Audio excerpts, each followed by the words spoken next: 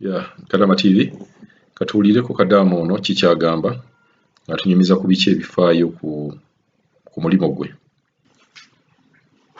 Kibaliko Mr. Kadama TV bannange nsonyiwa okusangula message yange naye bannange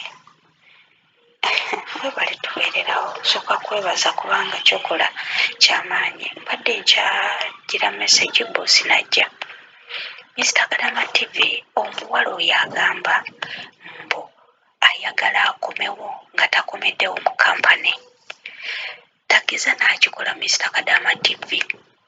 Bano abantu beefuulira mu kiti nga mbazzi. Abantu bano si bangu olaba amanya nti kampani yakuleese n'akuyisa bubi naye ate gw'omwekuweko amanye nti ozze wekka bwannamunigina teri amulondoola agenda kuyisa nga bw'ayagala ne ssente z'omugamba ajja kumala kwegaane. Mr. Kadama TV nze nga naakajja wano omukazi yali abogola maama waabwe ng'alinga laddu mu nnaku 3 nze neekyangirawo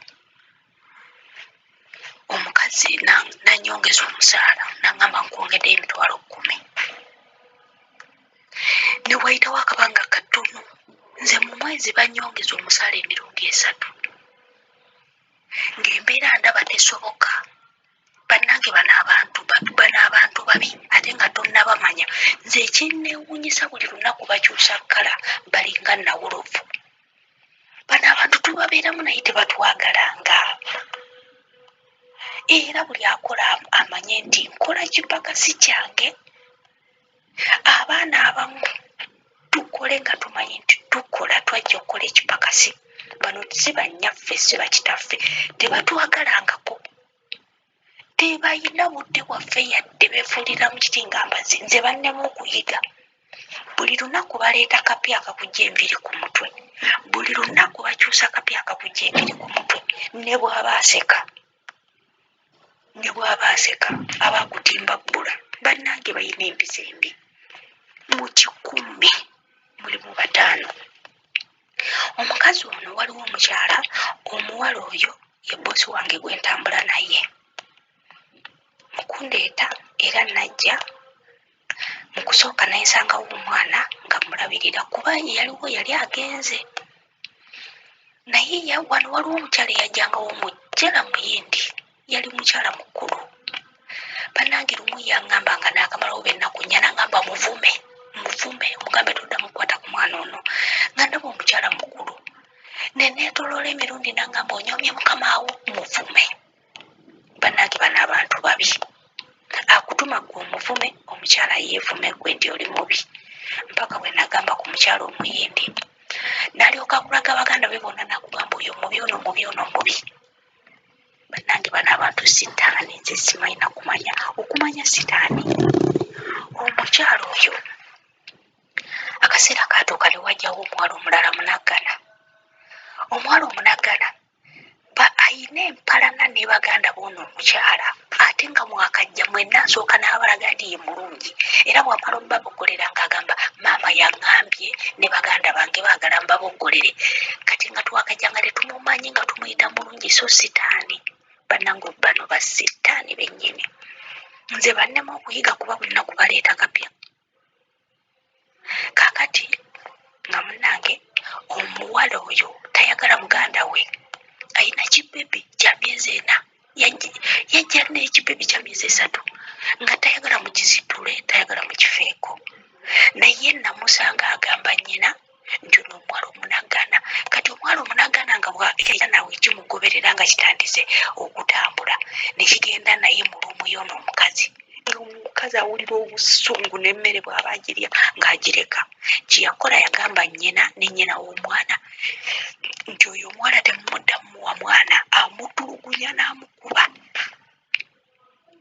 n'ambuuza wamma si kyekyo nga ye nankanulidde amaaso nga boosi wange nze era naddamu buzi nti kyekyo nga naakajja. Bano abantu sitaani ate sitaani gwotalina nakiti ky'omuteekamu ekyo ne kiggwa.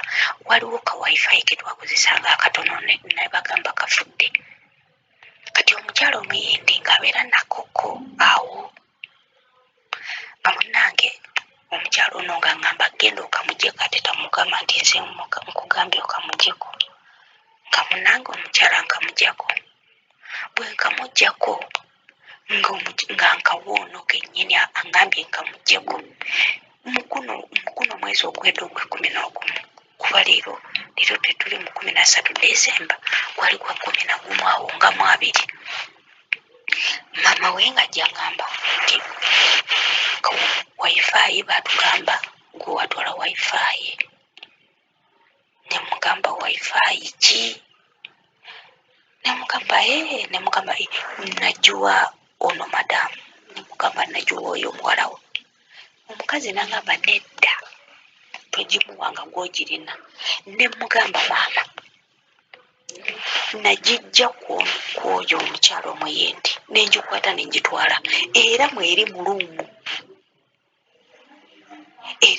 maama agirina ono muwala wo nagimuwa agirina yaŋŋambirawo nti nedda ono sitaani ng'amaze omugamba nti wifi nze agirina banange bano abantu sitaani buli lukya beekyusa omuntu weno tomugamba kintu ku muntu we nakkiriza ebyo byonna mbyogera nga ndaga oyo agamba mbu akomewo nga tajjidde mu kampani bwebateeseza ne mukama we natuukako ekiseera nga manje esente zino ze namuwongeza nga twaziteesa naye yatuuka n'aŋŋamba nti nze ku kampani kwe nakujja baŋŋamba okuwa $9,000 ezo sente sizimanyi nemugamba tozimanyi naŋŋamba ye nagambirawo nnyina nemugamba njagala sente zetwateesa era nnyina mu kukwata sente okuzimpa yazimpanga ye yekka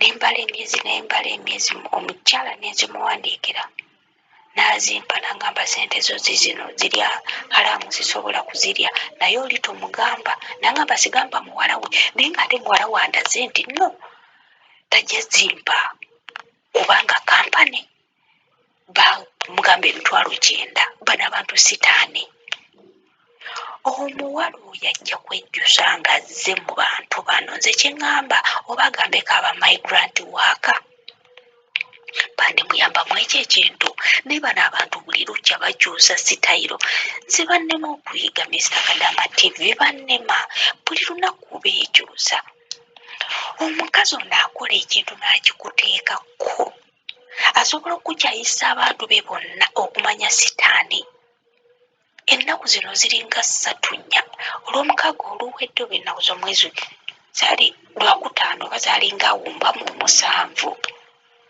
sijjukira bulungi muganda walina abaana balina amasimu olw'okuba n'omuwala omunagana amubanja sente empitirivu amuyise mu bukodyo bungi ne batuuka n'omwita omulalu ng'aze bagamba omuwala si mulalu wabula nga baagala okumuba sente ze ono ate ng'ono ayeeyita omugezi yagamba nnyina oyo mulalu biki yakiŋŋambako nti mulalu nemugamba nze simulabangako talina yadde eddalu yadde n'erimu ng'amanyi omusendera drive n'amukuba lwali lumu omukyalo oyo omuwala yajja akaaba okufa drive amukubye omutwe gumuluma neŋŋamba omukazi gwe mukyamu nangamba oyo omuwala bw'agenda ku poliisi mugambe tagenda ku poliisi kuba bw'agenda ku poliisi talina bimwogerako bagenda musiba nemugamba bagenda basiba babiri gwe yamuleeta nga talina bimwogerako naye ate nemugamba ye bajja mota kuba gwe wamuleeta nemugamba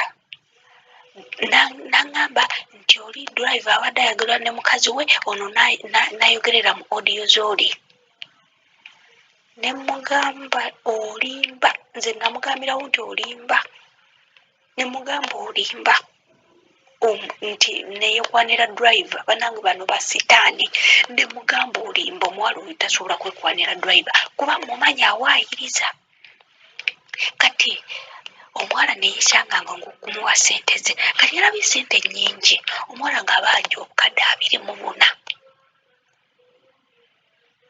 yamuwadde obukadde 2 naye omukazi yalwadde n'okulwala nga famire yonna abooluganda bayikyanze nga bamugamba lwaki tamuwa sente nga nyina luli yankwata ku mukono nangamba sente zammwe zonna naziwadde oyo nemugamba oziwa olifa oba totulaba kuba yalinga amutegeerera. Kati omwalo ono yaddidde essimu y'omwana wa muganda we n'agikweka. Kwe nategeredde nti yagikwese nga badde nzikirira amadaala we nti ng'abaana bambuka ewuwe n'essimu, ate nga nange ka wifi yampayiriza era mabega, ate nga kali mu lumu ye era mmanye ne we kali. Kaakati omuwala n'abatwadde tuli mu mmotoka ne muwulira ng'agamba muganda we nti omuwala omunagana yalina essimu. Yatuuse okumubala essente n'amugamba masiini yafa, nakuyita ennaku bwe ziti nga tojja, n'amusala obukadde 4. Minisita Kadama TV bano abantu buli nnaku beekyusa, naye njagala okubuulira okumanya baagala ssente ng'ate bagagga. Omukazi yalwadde ng'akutte obukadde 240. Era nze nkimanyi bulungi nti singa saabaddewo ono omuwala singa oyo omukazi asobola okuwa obutwano obunywa ku ssente, nze simulabangako. Bano abantu beefuulira mu kiti nga mbazzi buli kamasaasire buli lunaku bayiyakalala. Kati muganda we leero abadde agenda n'aŋŋamba mbulirako oba oli munno yatudde essimu, mbulirako. Ne mugamba tannakwata ku ssimu, ne mugamba nze nazuukuka ku makya nga nzikirira amadaala, abaana abo nga balina essimu. Ne mugamba ssimu tagirina. Ne mugamba naye mukama yamanyi alina essimu, naye nze mmanyi bulungi kuba oli namuwulira ng'amuwaayiriza. Kati kyova olaba Mr. Kadama TV, era nze ngambye omuwala ono kyekinga mu buliri bwo, kyekinge buli wamu, kubanga bajja kumala bakuteekeko ekintu ate ssente ze omuwala tazisindika ziri wano. Nze bano abantu sibalabanga sitaani. Kyova olaba nkugamba Mr. Kadama TV buli lunaku bakyusa. Nze nali njagala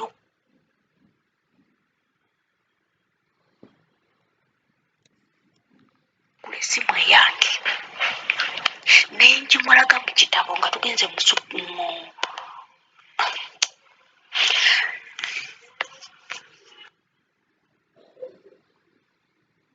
waliwo edduuka lyabwe ery'amasimu ewa muganda we. Kati bwe tugenda nenzigyayo akatabo, bwe nzigyayo akatabo neŋŋambe n'essimu njagala. Omukazi bwe twagenda mu dduuka yambuzaabuza emirundi, n'aŋŋambe n'essimu tennafuluma, n'ayagala ngule kimu kyayina, naye ng'essimu gye nagenza okugula ngimanyi. Okumanya babi sitaani. Tutuuka mu dduuka ly'amasimu, ayogera n'oli olulimi lwesitegeera, aŋŋamba eyo essimu anti yafulumya 2,000 tennaba kufuluma. Ayagala nguze kimu kyayina. Ngenda okutunula bwe nti nga ngiraba. Ne mugamba essimu yiyo gye njagala. Okumanya babi. N'ayogera n'oli nga nange bwe njogera naye, ne bambuzaabuza ne bandeetera amasimu, ne mugamba yino gye njagala ngimanyi. Bwe twatuuka ne tugenda wano zibeera ku display ne ssente zaazo nga zitambula bwe ziti. Bwe twatuuka ne tugenda oli wagenda ogituweera, yayogera n'omusajja, omusajja yampa mu China. Ng'era y'essimu si gye njagala. Ne mbuuza omusajja gwe, essimu gye nkugambye eno. Kati omukazi ono ate bw'ojja eno nga tewasomako, bano abantu balina engeri gye batukola. Sitaani w'abantu bano bannange, nze buli lunaku baleeta kapya. Toli bayiga, beefuulira mu kiti nga mbazzi. Okuguza essimu ku ssente zange. Yakyusa essimu nga bampa essimu gye saagala, naye nze nali mbisomako nembiraba. Kati omukyalo omu n'alaba nga tukaayana, era omukazi oyo n'aŋŋamba okumanya bamanyira nti eno essimu muno tekolamu. Ne mugamba ekolawa. Omukyala yalaba nkaayana n'omukazi n'ajja n'asituka n'ajja netwogera mu lulimi lwentegeera. Omukazi yawulira obusungu naye nga bampa essimu endala nga nyimiridde naye. Bano abantu babi nnyo Mr. Kadama TV tebayigika. Essente omukazi oyo agamba nti akomawo nga bateesezza bamwongeza ssente tebajja zimuwa. Balimba. Bw'aba tadidde mu kampuni etamufaako amale gafuna kampani endala oba si kyekiwaakira kuzise bamigrant worker. Bakimanye nti waliwo amulinako obuvunaanyizibwa. Bano abantu beezemberezeke okubeera etamu. Mr. Kadama TV takema Katonda. Omanyi waliwo kyokulagula wokema Katonda. Bano abantu tebayigika buli lunaku bakyusa kapya. Nze Mr. Kadama TV bano abantu bazibu. Omukazi bano omwana yakuba munne olujja engalo katabandye katabanzite. Ensituka gye baasitukamu omanye engo y'omwana. Baasituka ne bakola batya. Omukazi akozesa nnyo ekintu nti omwana oyo najja oba omwana n'akola ki oba mufu. Era kye nakola nze ne bwe baŋŋamba ku mwana oyo nti oba kiki mbalagirawo nti ogwo si mulimu gwange. Mbalagirawo nti ogwo si mulimu gwange. Omuntu takuwoninga n'agamba nti nsobola okutta nodda ku kintu lwakuba tuli mu nsi ezitali zaffe ate era bano bakutta. Ate ku baana ngoza abaana tebamanyi nti omwana azzizza musango. Omwana Zolo yasindika munne n'agwa ebweru. Omukazi yakwata obwambe n'akasukira omuwala ono omunagana naye ng'ate abaddewo.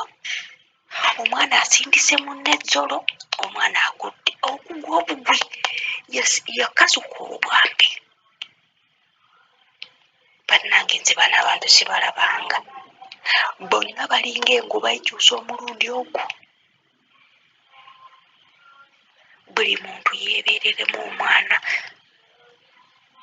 Bano abantu beefulira mu kitingambazzi era tewabangawo aweebwa amagezi nti nja kankuwe ssente bwe ziti ojje nga tojjidde mu kampani tebakikkirizanga. Lya akatono nga kako.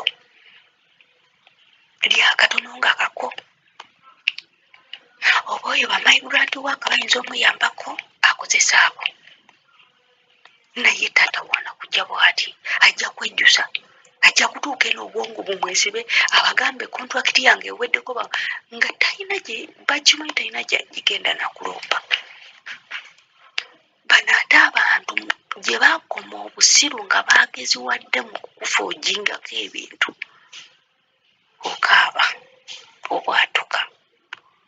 Kale tebeetaaga kwesembereza era tebeetaaga bafuula bakwano baabwe kusinga bannayuganda baffe. Wankubadde kampuni zituleeta ne zitulyamu enkwe.